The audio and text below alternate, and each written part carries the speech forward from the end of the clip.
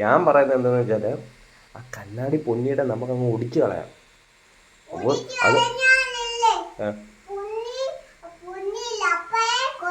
ഈ പവ ഒന്നും കൊള്ളത്തൊന്നുമില്ല. നമുക്ക് നിൽക്കാം. ഞാൻ പറയാം നമുക്ക് ആ കണ്ണാടി ഒടിച്ച് പൊട്ടിച്ച് കഴിഞ്ഞിട്ട്